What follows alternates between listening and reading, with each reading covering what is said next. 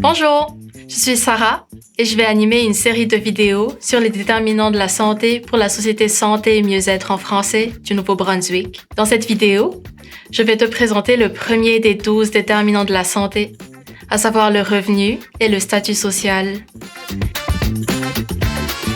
Le revenu et le statut social ont un impact majeur sur les conditions de vie et sur la santé. Le revenu dont on dispose multiplie les choix qui nous sont offerts pour se loger, se procurer des vêtements, manger, s'éduquer, s'amuser, gâter les gens qu'on aime, etc. Les gens associent souvent le revenu au prestige d'une personne et à la place qu'elle occupe dans l'échelle sociale. Ce n'est un secret pour personne. Avoir un revenu élevé est la clé d'une vie agréable. Mais est-ce que tu savais que c'est aussi la clé d'une bonne santé? Les personnes avec des revenus plus élevés vivent souvent dans des quartiers plus agréables et sécuritaires. Elles peuvent se permettre d'acheter des aliments sains, comme des fruits et des légumes.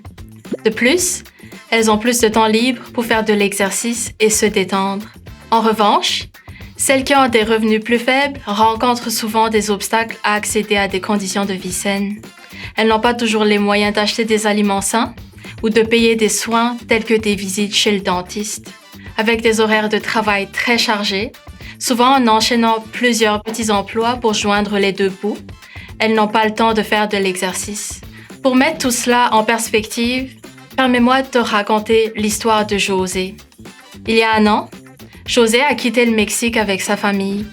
Lorsqu'ils sont arrivés ici, ses parents ont trouvé un emploi dans un restaurant local, mais leur salaire suffit à peine à couvrir le loyer et leurs dépenses. Il ne reste pas grand-chose pour se nourrir ou acheter des produits de première nécessité. Il arrive fréquemment que José aille à l'école le ventre vide. Cela affecte ses études, il a du mal à suivre en classe. Lors des cours de gym, il traîne de la patte. Pourtant, dans son pays, il était parmi les meilleurs joueurs de son équipe de soccer. José est souvent enrhumé. Il aimerait pouvoir progresser comme les autres, mais les repas sont souvent un luxe à la maison. José se lie d'amitié avec Sophia, une élève de sa classe. Sophia lui présente son projet de jardin communautaire.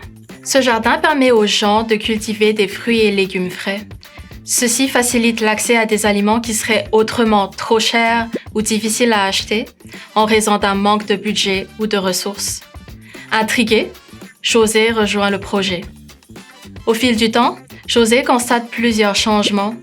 Non seulement il a commencé à prendre du muscle, mais il s'est aussi fait de nombreux amis tout en améliorant ses résultats scolaires. Il est fier d'apporter des légumes et des fruits frais du jardin aux membres de sa famille. Avoir le ventre plein lui donne plus d'énergie. Des idées mijotent dans sa tête pour ajouter des légumineuses au prochain jardin communautaire.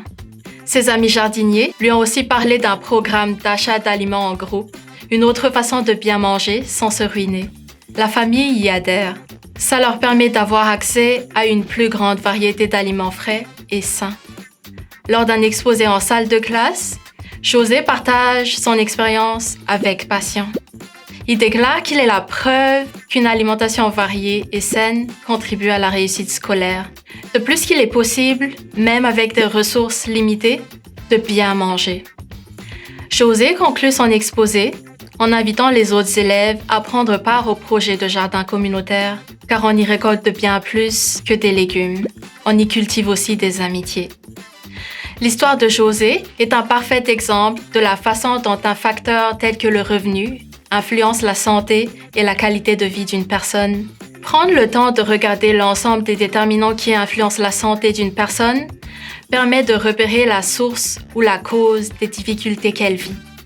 Il devient plus facile de lui apporter l'aide nécessaire pour atteindre une meilleure santé. Face à une situation comme celle de José, qu'aurais-tu fait pour lui apporter ton soutien? Quelles autres ressources pourraient lui être suggérées? Tu veux en savoir plus sur les déterminants de la santé? Je t'invite à jeter un œil à notre série de vidéos où on explore chacun d'eux et leur impact sur notre santé. En plus, tu peux trouver des outils sur les déterminants de la santé sur les sites de la Société Santé et Mieux-être en français du Nouveau-Brunswick et du Mouvement acadien des communautés en santé. N'hésite pas à aller faire un tour.